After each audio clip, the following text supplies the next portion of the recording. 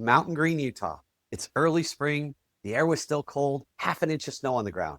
I was out for a walk just trying to clear my head, trying to make a few decisions about my life and my business. And as I round the corner and looked into my yard, right there, I saw something that stopped me.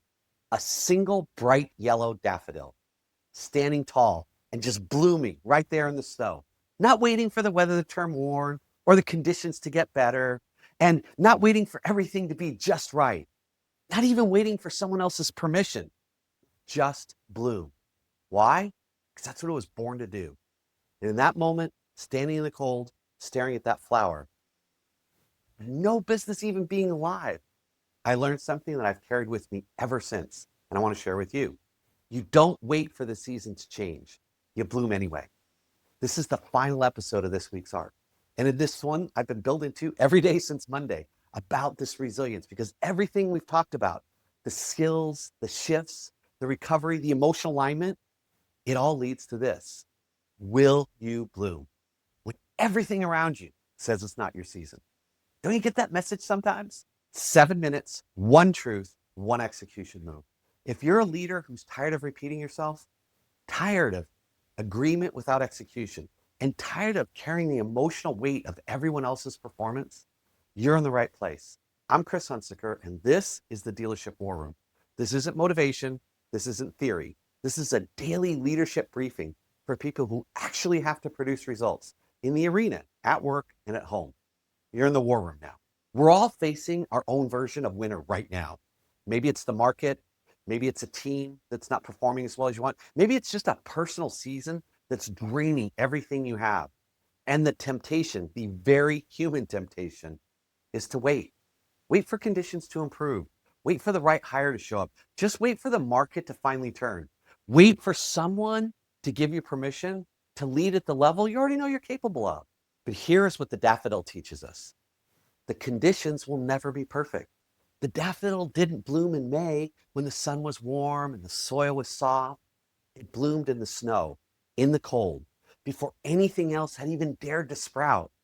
And that decision to bloom before it was safe to bloom is what made it remarkable. And that is a competitive advantage in your market. So how do you bloom in the middle of winter? 3 things. The same 3 things that we've carried through every single hard season. 30 years of coaching, I've seen it over again. Number 1, serve others. When you're struggling, when the weight of the world feels unbearable, the fastest way out is to do something for someone else. I was at the grocery store. It was a late afternoon, and I was overwhelmed, consumed with my own problems. And then I noticed an elderly woman struggling just to reach something on a top shelf. Now, I'm 6'3", so I walked over, helped her. 30 seconds. But the look on her face, the relief, the gratitude, it reminded me of something that in that moment I had forgotten. Even in my worst season, I always have something to give. In your store, that could look like a number of things. It might be walking up to the newest person on your team who you don't even really know their name fully and asking, hey, how are you doing? Really? Not as a manager, as a human being. That 30-second conversation, that might be the thing that keeps them in the game and finishes out their month strong. And it will remind you of why you became a leader in the first place. Number 2, focus on your outcome. Not the noise, not the drama, not the politics, and definitely not the news. The outcome. Ask yourself, what kind of leader do I want to be on the other side of this season? Not what do I want to achieve?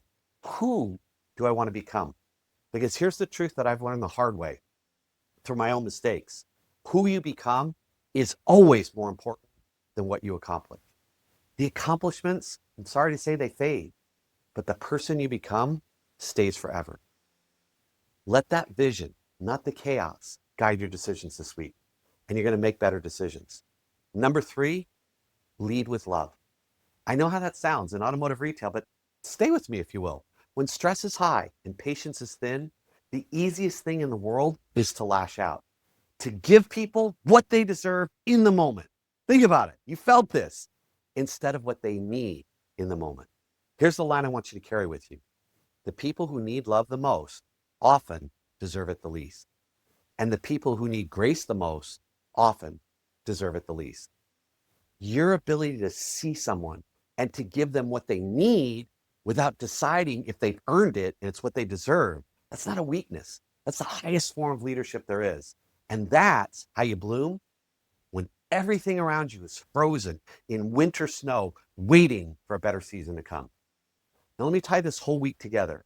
Monday, we learned about how change is exponential. Remember the rice? Small shifts now produce massive results later. Tuesday, we let go of the broken dream, the old map, the version of life that didn't happen. But in doing so, we started dreaming again. Wednesday, we recovered because none of this works if you're running on empty and burned out and redlining it. Thursday, we asked the question that determines your entire legacy. Whose list will you be on 10 years from now? And today, we became the daffodil. We choose to bloom before the season told us, before it was safe. That's the arc. From acceleration to release, from recovery to impact, and from impact to bloom, producing results, making things happen. This concept, blooming in the face of adversity, I would say is one of the most beautiful chapters in my book, Unstoppable You, 16 and a half tools for everyday resilience. Because the book isn't about waiting for things to get easier. They rarely do. It's about becoming the kind of leader who makes things beautiful, even when they're hard. If this week has meant something to you, I invite you to go to chrishunsicker.com and download a free chapter of Unstoppable You. Read it this weekend. Let it sink in. And if this arc has shifted something in you, share it. Send it to someone. Episodes 291 through 295. Send them the whole week, from critical shifts all the way up to the daffodil, because it might be exactly what they need to start blooming again, to come alive again, to not be beaten down by what's going on in the world. Because elite leaders don't wait for spring. They are the spring. They serve when it's hard. They focus when it's noisy. They love when it's inconvenient. And they bloom boldly, unapologetically, and in the middle of the snow. That's the kind of leader you're becoming. Have an incredible weekend. Really use what you've learned this week and go out and create some leadership fire, first in your store, then in your home. And I will see you next week in the Dealership War Room.